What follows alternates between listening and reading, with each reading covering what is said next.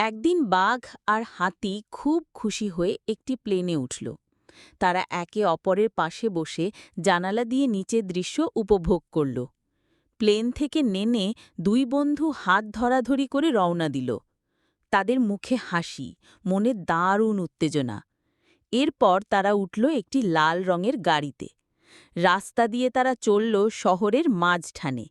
গাড়ি থেকে নেমে তারা ঢুকল একটি রেস্টুরেন্টে। দেখেই বোঝা যাচ্ছিল আজকের দিনটা স্পেশাল। হোটেলের এক কোণায় বসে বাঘ আর হনুমান শুরু করল জম্পেশ গল্প। বাহ, কি মজা মজা হাসাহাসি! গল্প শেষে তারা নিল এক প্লেট করে গরম গরম বিরিয়ানি। বাঘ বলল, ভাই, এমন বিরিয়ানি জীবনে খাইনি। পেট পুড়ে খাওয়া শেষে বাঘ আর হাতি গেল বাগানে। সেখানে অপেক্ষায় ছিল তাদের গার্লফ্রেন্ড। চারজন মিলে বসল একসাথে ভাত আর মাংস খেতে। হাসি মজা খুশির জোয়ার যেন চারদিকে। সবশেষে তারা উঠল এক ঘোড়ার গাড়িতে। হাওয়া খেলতে খেলতে বাঘ বলল, এই দিনটা আমি ভুলব না কখনো।